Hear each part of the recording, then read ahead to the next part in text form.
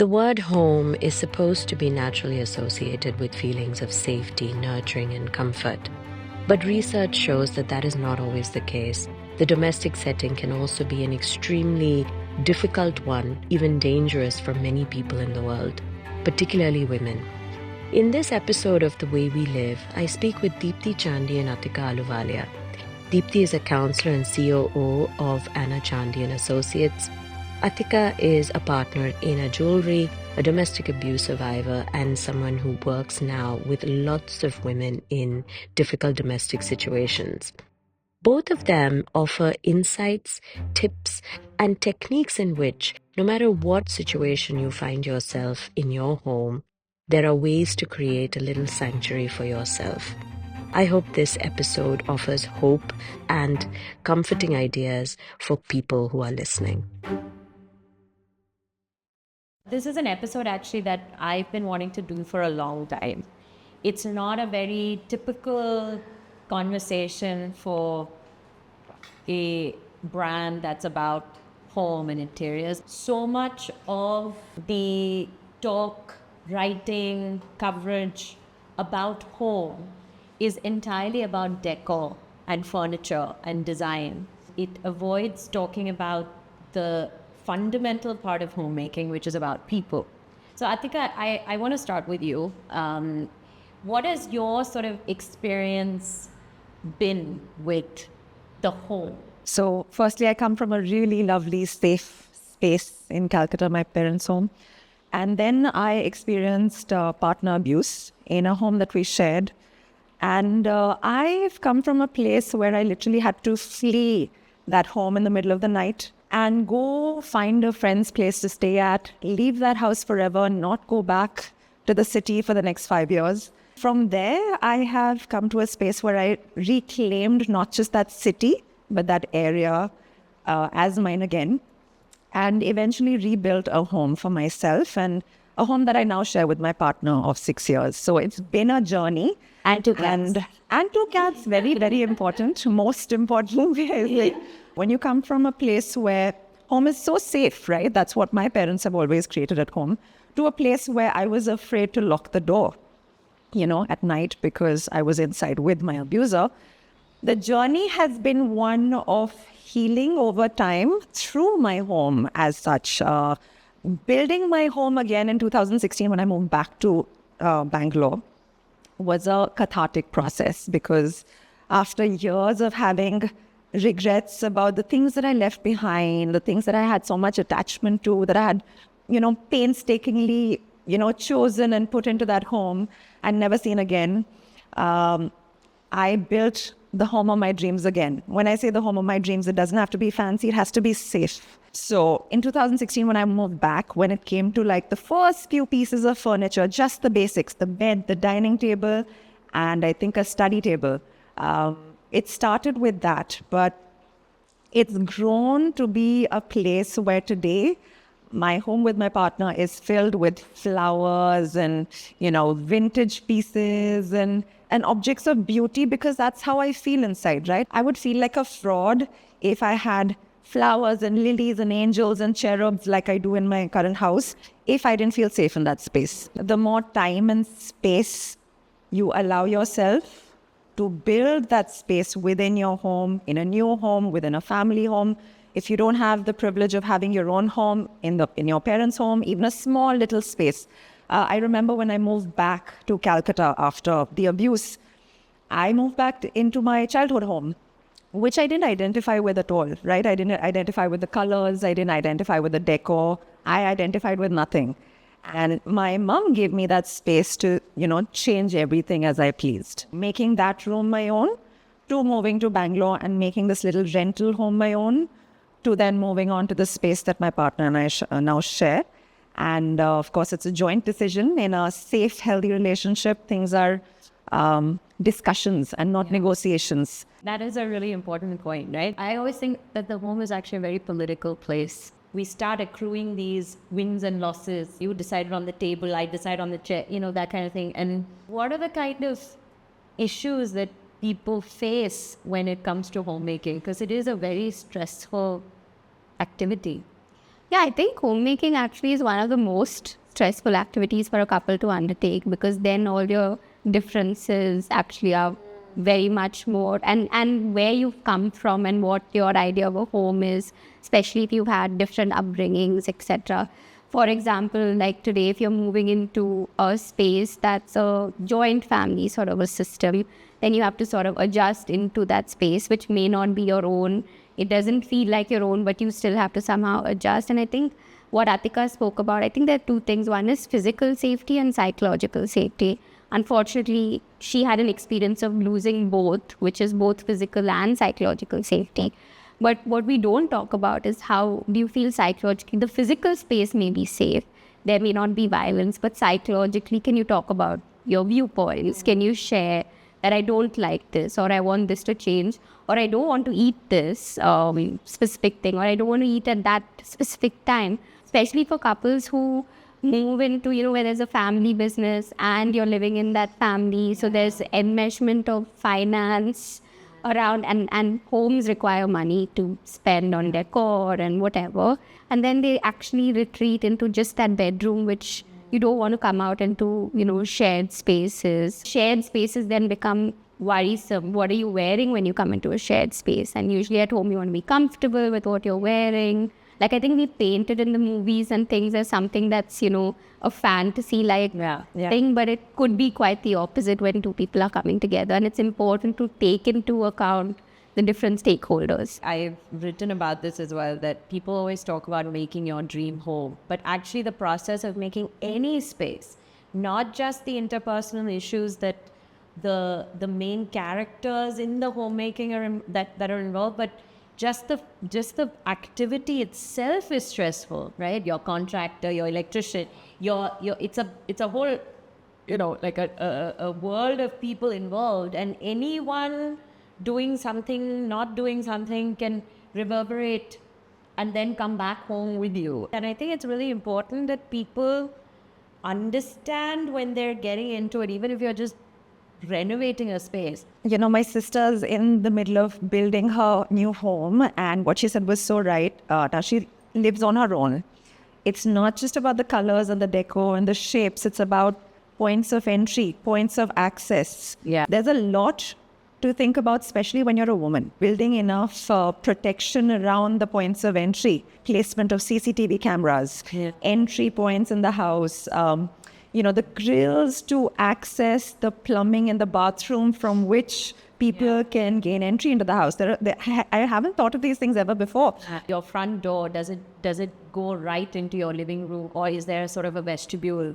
Like, just that, having that little bit of like disconnection between, so that you can prepare yourself to meet. What are the challenges that you hear of in an intergenerational household? The division of space is really important. For example, the kitchen, I think, becomes a very big sore point, and it comes up in sessions so often. I think the younger generation, for example, wants to eat healthier, like avocado toast or something. When there's a sort of shared setup, that becomes an issue. And these become factors of friction in the family. And many a time when couples come, the first thing they talk about is space. We need a new space. We want to shift out. This moving out of this family home sort of becomes this big point of contention, because, and I won't make a generalized statement, but most often the boy or the partner, the male, wants to stay back. It's his family home. He has attachment, sentiment, all of that. And and if you're in a business family, then there's a implication of moving out, which is that could impact your business, etc. Part of adulting is creating your own space, and that is one of a rite of passage, so to speak. People always thinking that everyone's going to stay with us forever and everyone wants a flow, and if you separate the kitchen, that's okay, that makes it fine. But then that's not the case. It's very funny, a lot of designers will say, when you get into sort of, particularly with interior design, or actually even with architecture, with families, you almost become a therapist. 100%. Like, I remember one designer telling me that a client was a family of 10. And she said, pick one person who gets veto rights. And she said that eventually was what saved it. I was under the misconception till last night when I had this conversation with my partner. I thought everything that we bought ever since we moved in together was a 50-50 decision. And I was like, oh, it's 50-50 and that's what I'll say. And he was like, 1 second. No. Have we opened a can of Yes, worms? yes. So he was like, so when we moved in together, I realized that this is your aesthetic, this whole Victorian vintage cottagecore vibe. And he's like, I am completely natural, raw, wooden stones, right? But he was like, I saw that this gives you joy and this gives you happiness. And you've already, created this safe space for yourself after your experience. He said he chose everything that we chose together, keeping in mind my aesthetic. So I have to say that I didn't even realize that he was kind of being really kind and patient and catering to my aesthetic rather than it being a 50-50, which is what I thought was in my head.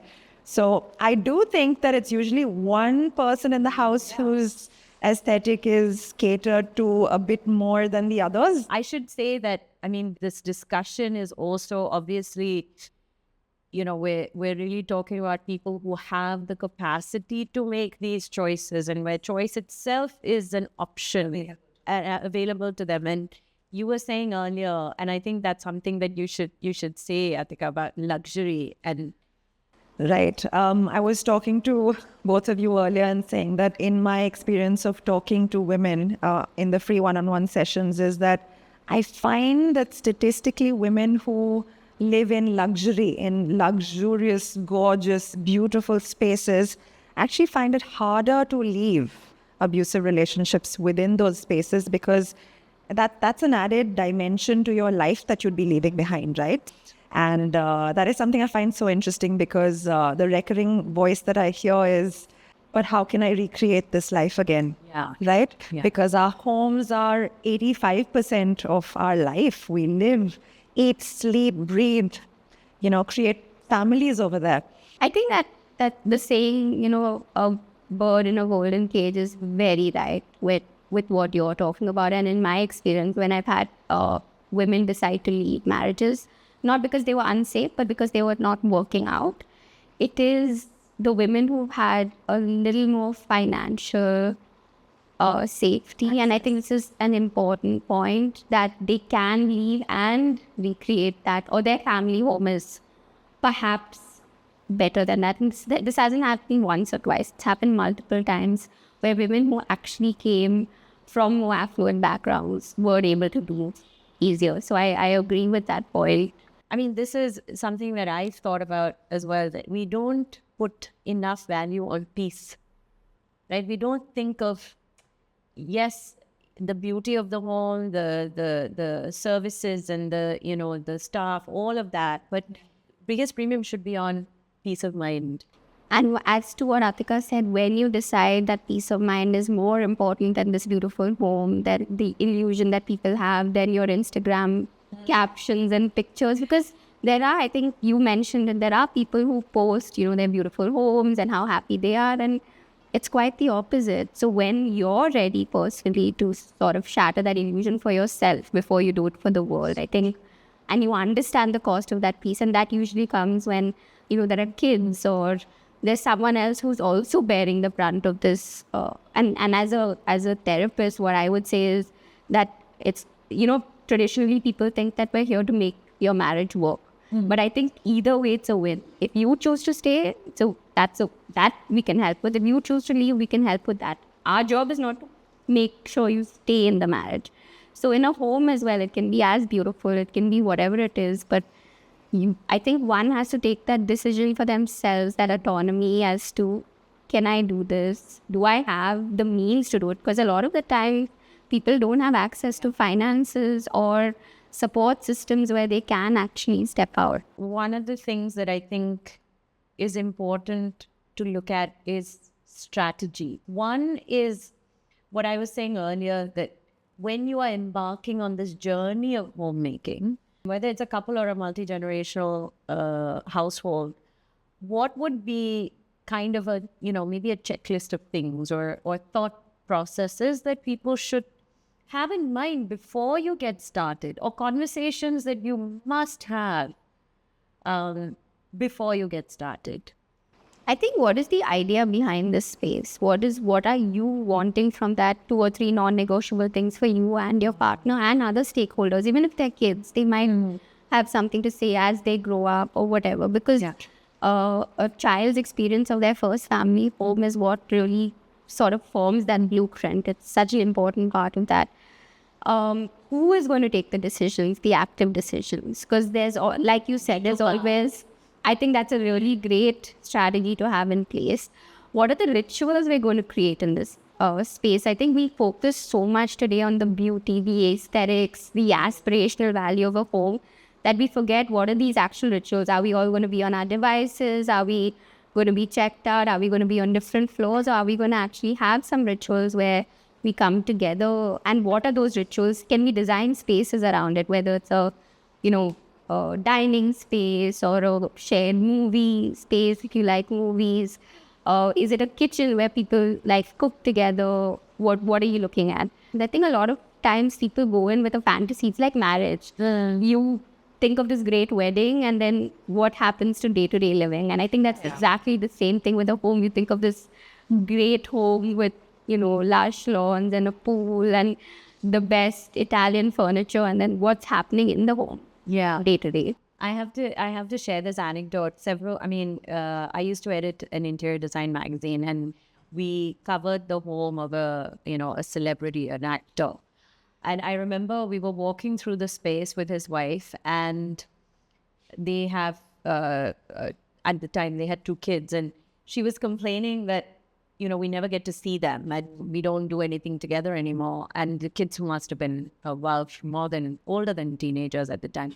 And I remember thinking that, every child essentially had a space to themselves.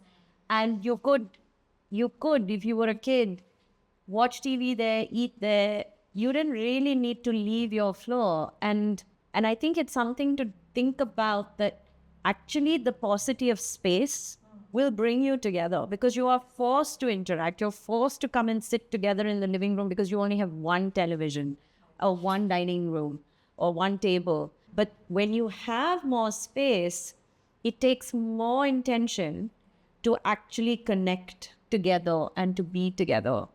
I wanted to understand from you, Atikaa, you spend a lot of your time outside of your profession really listening to women. And many of them stay for a long time in difficult situations.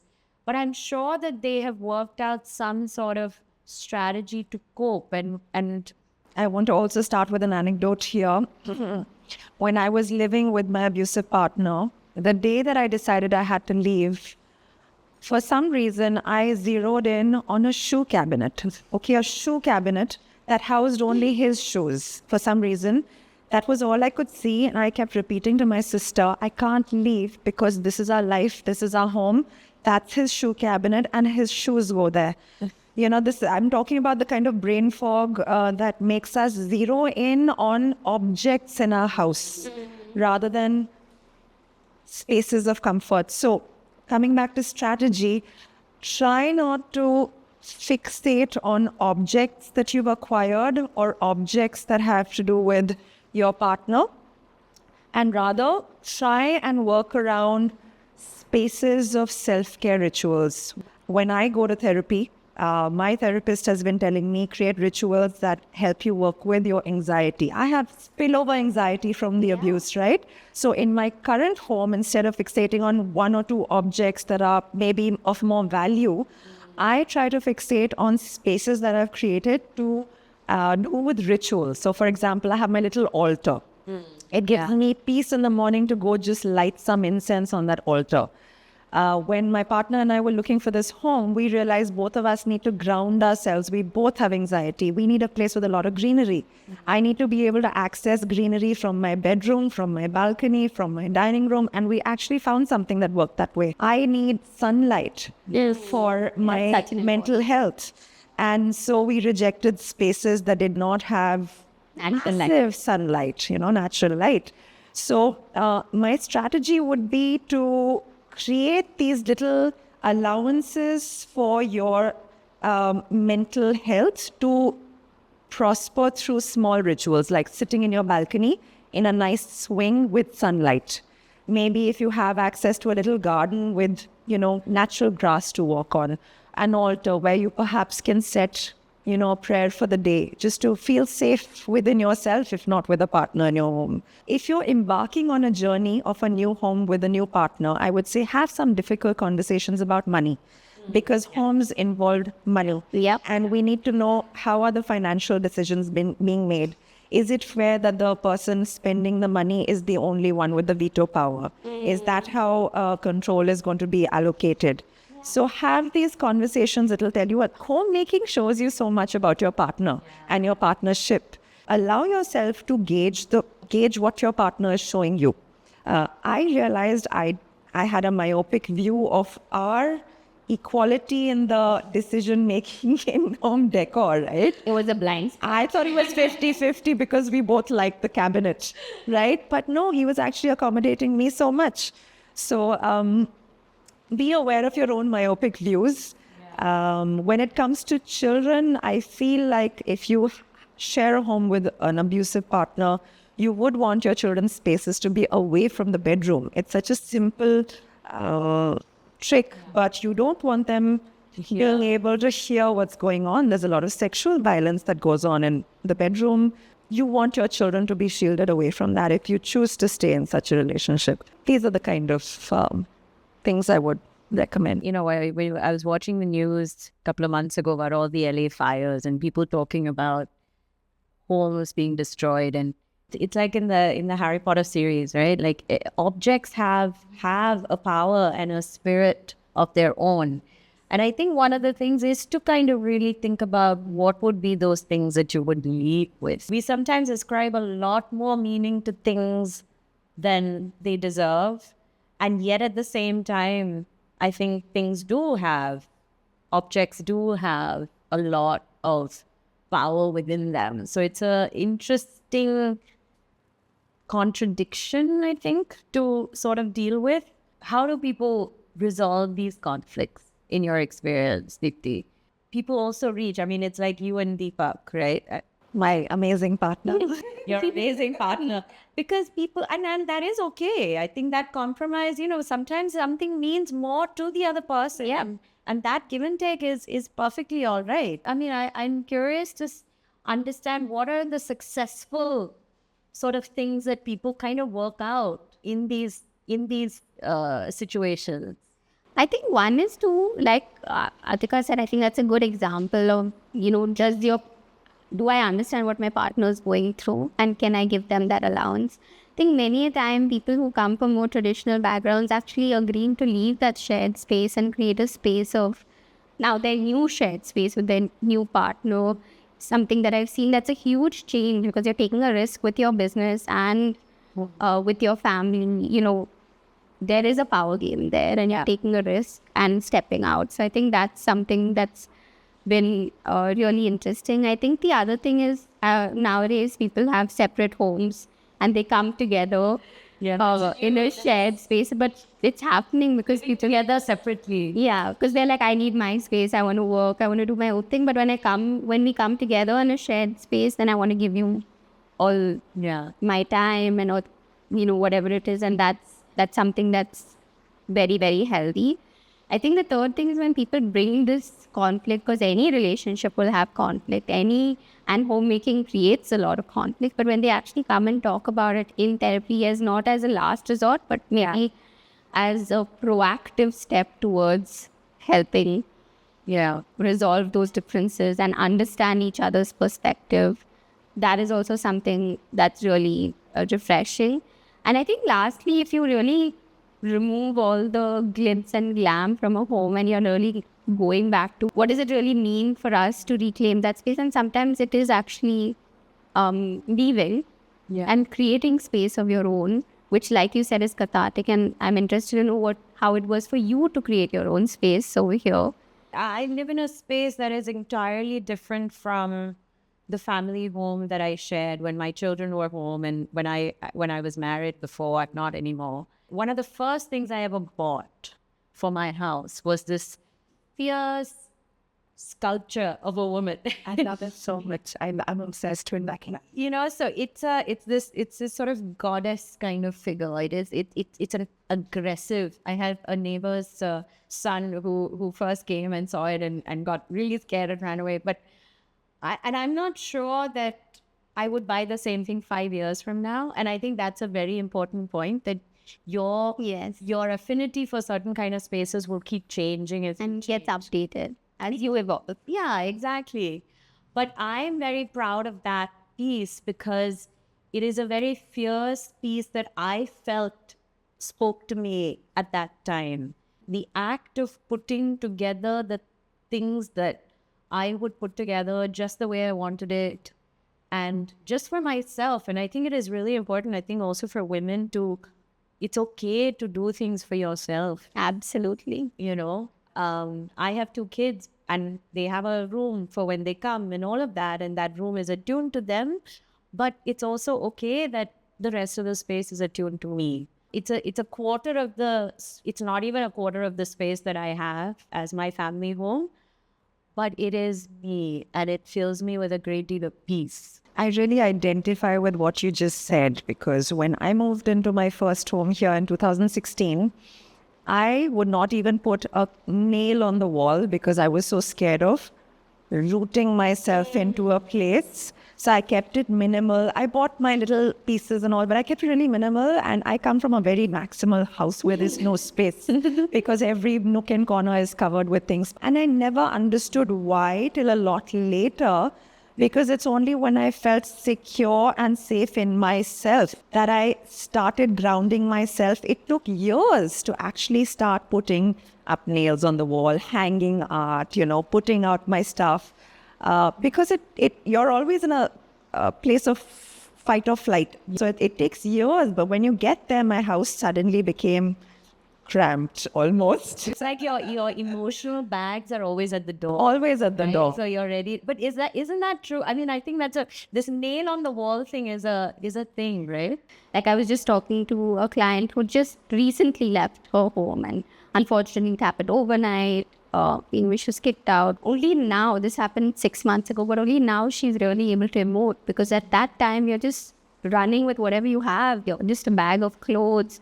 You're moving from friends' couches, whatever to do, actually get your space. And I just saw that she put up some artwork of her own. So lovely. But it was such an important symbol. It doesn't have to be some major piece of work, but it's just your own. And that rooting, I think, is so important when you actually feel connected with yourself enough to have root. It's kind of a milestone, I feel, that first nail on the wall, that first piece of art, that first wall color that you change. Invite over. The first people you invite over. Because with every woman that I've spoken to, most of them have had to flee with literally nothing, right? There's just very few mutual parting of ways. And in most cases, the home is left behind.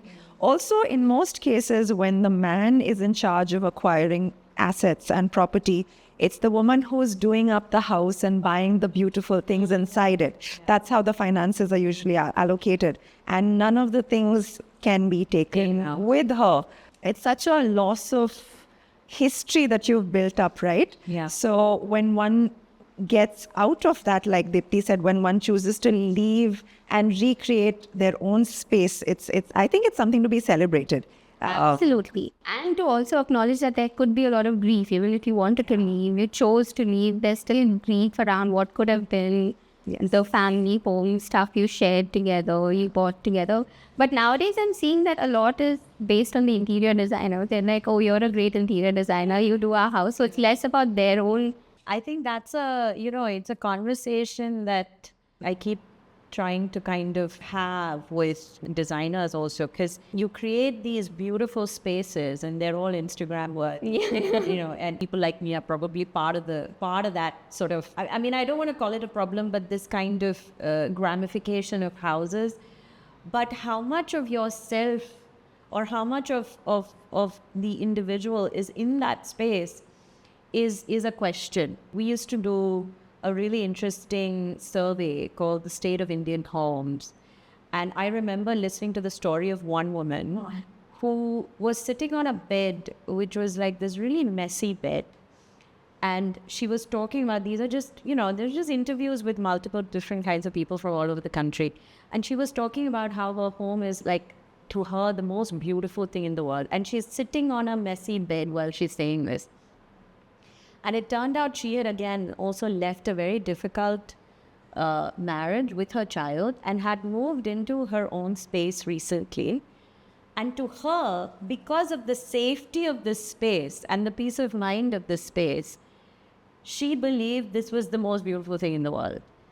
And we might judge it differently from the outside, but for that individual, maybe even, funnily enough, the mess is part of her freedom. Yeah. So now when you look at a lot of these spaces and you're looking at all this perfection, a little bit of the awkwardness speaks to the genuineness of the space, I think. I personally have been to a lot of these wonderful, grand, opulent, sometimes the most beautiful homes with the most beautiful art. But you can feel that the vibe of... I was just coming to that. The energy is not there. The energy is not there. And what do you do with these objects, right? You could have the most beautiful home in the world, but if there's no love and respect in that house between the people living there, it is of no function. Also, right? Think about homes that you like to see, like, where you feel comfortable to put up your feet. Some of these houses are really beautiful, but you're scared to sort of and I'm like, let's put some newspaper in and I will sit down. And so where do you feel comfortable, to just go? Like, I have spaces or friends, places or family where I just like to go have a cup of tea, drop in whenever. And it's more about the energy of the space and I think when you're talking about strategies, that's another thing. What is that kind of energy that you have? Because I know a lot of people who don't like people coming to their home. It's a very, very sacred space, especially if they're like, powerful or celebrities. It's all of a sudden it's a part of you that you don't want the larger world to see. Which is fair. Absolutely fair, because then it's your space, truly. But then what is that energy that you're trying to create in that space is also an important thing. I was talking to a friend of mine is working with a couple on a home, and the husband is extremely outgoing. The wife is a little bit reticent. And the husband was saying, we always have people stay over for days. And you can see that his partner's not necessarily of the same personality or really even that comfortable with it, but having to sort of, so it's interesting, right? Like, I feel like these are the sort of rituals and rules and subtleties that should be a compromise. Absolutely. When we say the word home, we assume a certain set of circumstances and a certain set of relationships. Right. I mean, I see that a lot because I live alone now. When people meet you, they have a set of expectations that your environment must be like this or like that, especially if you're of a certain age. In a way, it's also the best time to be a woman in India. If you're in, I agree. If you have the circumstances and the means and the privilege and you are able to make that choice, and you live in a city, I must add. Yeah. Right. But I think the constructs of our home are very different today. The realities of it. It can be a woman and 2 children, a man and 2 children, single man, single woman, 2 men, 2 women. It's as long as it's a safe space, it has the potential to be a beautiful space. Safety before beauty, not the other way around. I wish more people would focus on that. But I know. I have to tell you something funny that somebody once told me. A woman who was in an abusive marriage, somebody I knew, when I moved to Bangalore in 2016 and I moved into this house, I was on my own. The first thing she told me is, please place a pair of men's formal shoes and men's chappals at your entrance. And I was like, why? She's like, no, because then everybody will assume that there is a man who lives here and so you're safe. Yeah, really? Yeah, I've been told this. And I was horrified for a second because I was like, I thought I came to Bangalore, which is a safe city. And for a week, I actually did that. I kid you not, I bought chappals because I was like, maybe she knows something I don't.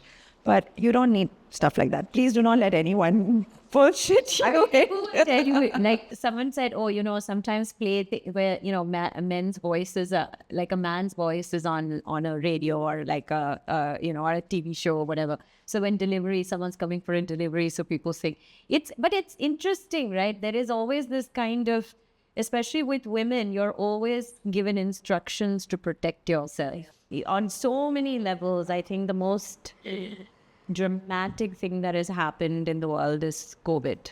Yes. And in interior design, there is the pre-COVID design and there's post-COVID design. And I think we are just generally spending more time in homes. Deepti, I wanted to understand what are the kind of challenges that sort of came up during COVID and how has that sort of affected this post-COVID homemaking?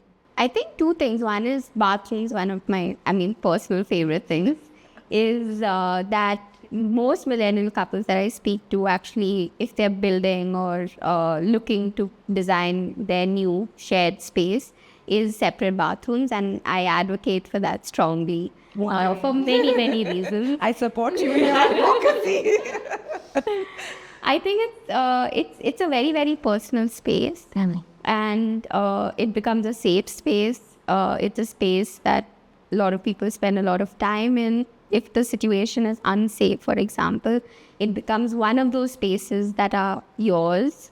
Yeah. And so that's one reason why that has happened. The second thing I think Atikaa mentioned around workspaces, because COVID brought in, work from home, and now we have hybrid workspaces where you do go to the office, you also work from home. But where are those spaces that are yours where you can work out of? Because I think in COVID, everyone was sort of on each other's head as to which is my space, your space, in terms of where you work and where you feel comfortable and safe working. So I think these are two changes that... obviously bathrooms are safe space, right? And bathrooms is maybe the one place where you are potentially left alone for a bit of time. Absolutely. Also, what COVID changed in terms of living is that people were at home all the time. So when there is an unsafe space at home, I found that a lot of women had to step out to, say, a park close by or a garden close by or for an evening walk to just be able to talk and express what they were going through. Having said that, post-COVID, a very privileged opinion, of course, but it's really important when you design a space to have like some form of autonomy in a certain part of your home. So, maybe separate studies, very privileged opinion, like I said before, but a separate study where you can creatively express exactly how you wish without having to maybe, compromise with a partner's perception or design preferences. Also, the importance of these separate spaces to work out of is sometimes they're just an escape into a place where your partner possibly will not intrude out of respect for your work, if there is any such thing as respect for your work. And I've seen that women, and there are doctors, there are lawyers, there are corporate women who find that these spaces within their homes are the only times that they have time to be, and not be mothers or wives or daughter-in-laws or sister-in-laws. It's kind of their space. So when designing, try and have this one space which is truly for your work. Even if it's if it's 2 people, 4 people, multi-generations, I think a home means something very specific to each individual. Yeah. Even if all you have is that table on which you can put whatever it is that you want to put, or I don't know, a bathroom drawer or somewhere where you can pile the stuff and you know that there is some sense of no one's going to judge you, nobody's going to look in there. I think accounting for something for yourself, even if it's a tiny bit, is a very important factor that people kind of have to keep in mind. An interesting point of view there is I have heard that a lot of the times women find their privacy being invaded upon when it comes to the home cupboards being gone through when they're outside, beds being checked. Yeah, your belongings being checked. So I would recommend fighting almost for a little bit of space that is truly yours and is truly private. And sometimes that doesn't come easy. That comes at the cost of, again, very difficult conversations with the other people in the house. Actually, this happened with one of my clients where, it wasn't meant, hopefully it wasn't meant in a way to displease her. Her mother-in-law actually cleaned her cupboard to help her. But it was an invasion of privacy, and then she had to have a very difficult conversation with her husband. They were newly married. And they did have that conversation where their room then became out of bounds. And it was a very, very hard conversation to have because, your lingerie, your clothes, whatever it may be, that space is yours. It feels like an invasion of privacy. I remember as a kid, I used to have a briefcase. In those days, we had these briefcases, and my dad gave me a briefcase. And every time I was angry with anyone in the house, I would write something nasty about, my brother, an idiot or whatever. And I would put all of these little chits into this briefcase. And then when we were moving house, my brother opened this and out came all this oh my God. So they were all so angry with me. But and sometimes all you may have is a bag, or maybe you have a drawer, you have a shelf, something. But that autonomy. Yeah, it's the autonomy of being able to express yourself to whatever extent and be able to feel like no one else is going to rifle through it, which I think is something for people to consider when they are, and as if there are a lot of people in the household, that is even more, I think, of a consideration than not. Again, for people who are looking to make a home, you spoke, Deepti, earlier about energy. And I think there are certain aspects, they're not tangible. Some are tangible, some are intangible. But I want to just kind of talk about these factors which maybe a person is able to kind of think of. Like, I remember when we came to this space that we're sitting in right now, it was in shambles. It had not been cared for. It was white, it was whitewashed. All the walls had been painted, but it had this kind of moodiness, and there was a lot of great light, but you could feel this sort of stuck energy. But we knew we could do something with it. I want you both to sort of give us sort of those factors, like what are the things that people should kind of look at that's beyond locality, floor, square footage? No, so technically I think light, greenery, where you can access sunlight, greenery, these are important things for mental health. But I think the energy you're talking about is a shared energy that you I'm sure this space had few things going for it, but what you've created is very different when you bring in that energy. I think it's important to have some rules of engagement for the space. Are we allowed to have people? How long should we have people? Because I remember some of my family who have intergenerational homes where as kids you don't really want people in and out of your house, relatives in and out of your house. It's an invasion of your privacy. You can't come out in just your pajamas. You have to sort of have a shower and change and then come out and stuff like that. So what are those? I think that energy is created by those things as well. I also feel, in addition to what Deepti just said, it's very important to see what energies you allow into your space. Because when you build a home, you entertain people, you invite people home, and not everyone comes with the same energies to your space. And I find that people leave behind their energies in the space that they come to. So my partner and I have a rule that if people get 2-3 strikes, if we feel like their energies aren't really, it actually happened. We had a couple of people come to our homes, and recurringly after they'd leave, we'd have some kind of an altercation. And so we're very careful now about the kind of energies we let in. Also, when designing the home, call me superstitious, but I don't like to put too many family pictures right outside in the main living space. Maybe just a couple, but if I want to keep a wall of photographs, I'd probably put that in a slightly more private space, because I just want the right energies to engage with our history, our lives, and all of that. Work towards creating that good energy between the stakeholders in the house, and be very, very mindful of the boundaries that you place with people who come to your home. I find children are usually very intuitive about Yeah. that. Kids can pick up if somebody, who they like, and there is a certain intuitiveness about it. Absolutely. Not just children, I feel pets also. Yeah. Pets have this way of knowing, and it's a good tip. Get a pet. Adopt, don't shop. The crux of this conversation, I think, is like we said at the beginning. I think homemaking is a very layered emotional process that's way beyond objects. Thank you so much, both of you. You are very welcome. Thank you so much for having us, and Deepti, so happy to do this with you as well. Thank you, Manju. Thank you. Thanks so much.